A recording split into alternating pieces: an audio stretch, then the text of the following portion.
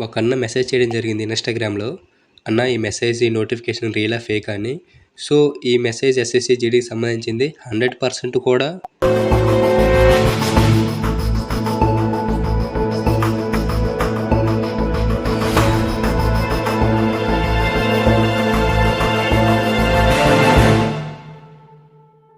మీరు last video చూసినట్లయితే అక్కడ జీడీ గురించి చెప్పాననమాట. నోటిఫికేషన్ అప్డేట్ ఇంకా రావట్లేదు అని.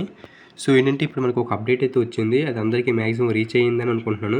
అవ్వలేకపోతే అది ఏంటంటే కొంతమందికి మెసేజెస్ వస్తున్నాయన్నమాట. అంటే మన సైడ్ కాదు, నార్త్ సైడ్ వాళ్ళకి. సో వాళ్ళకి వస్తున్నాయో లేదో మనము రియల్గా చూడలేదు. ఫస్ట్ థింగ్ ఏంటంటే నువ్వు రియల్గా మనం చూడలేదు అనమాట, రియల్గా అది వస్తున్నాయో లేవో అని.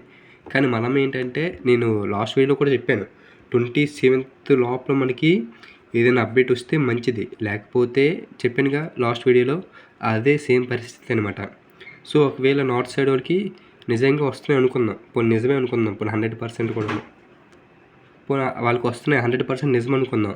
కానీ ఇంకా మనకు రాలేదు కదా, మనకు వచ్చేసరికి టైం పడుతుంది. ఫర్ ఎగ్జాంపుల్ ఇప్పుడు నార్త్ సైడ్ వాళ్ళది 100% నిజం, అది పక్కనెట్టండి. ఆ మెసేజెస్ వచ్చే అది నిజమైతే మనకి ఎప్పుడు వస్తాయి, మనకి సిఆర్పిఎఫ్ నోటిఫికేషన్ అఫీషియల్గా రావాలి. అఫీషియల్గా మనకు రావాలి first thing.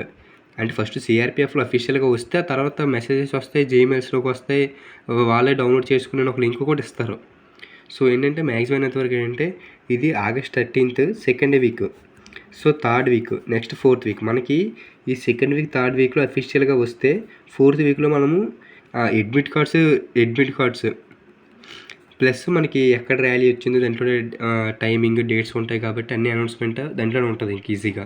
So third week 4th వీక్లో మనం ఎలా లేదని సరే అడ్మిట్ కార్డ్స్ గురించి, అలాగే ఎక్కడ సెంటర్స్ వచ్చాయని కూడా డిస్కస్ చేసుకుంటాం. ఓకేనా, ఎవరు కూడా టెన్షన్ పడొద్దు. నెక్స్ట్ ఏంటంటే 27th లోపల వస్తే ఇదే పరిస్థితి. సెకండ్ వీక్ కల్లా అఫీషియల్గా నోటీస్ రావడం, థర్డ్ వీక్ 4th వీక్కి అడ్మిట్ కార్డ్స్ రిలీజ్ అవ్వడం, నెక్స్ట్ వీక్ ఫస్ట్ వీక్ అదే next month September next month first week నుంచి స్టార్ట్ అవుతాయి. ఇలానే జరిగితే 27th లోపల ఇదే. ఒక 27th బయట అయితే అదంతా వేరే విషయం. సో ఇంకా ఎదురు చూద్దాం ఏమవుద్దని. సో అందరూ బాగా ప్రాక్టీస్ చేయండి. దగ్గరికి వస్తుంది కానీ చెప్పేసి స్ట్రెస్గా ఫీల్ అయిపోయి స్పీడ్గా చేసేయడం గట్రా చేయొద్దు. వీలైనంత వరకు ఆరామ్సే చాలా కూల్గా, ఏంటంటే ఏదో స్మార్ట్ వర్క్లో కాదు, హార్డ్ వర్క్ అయితే ఉండాలి.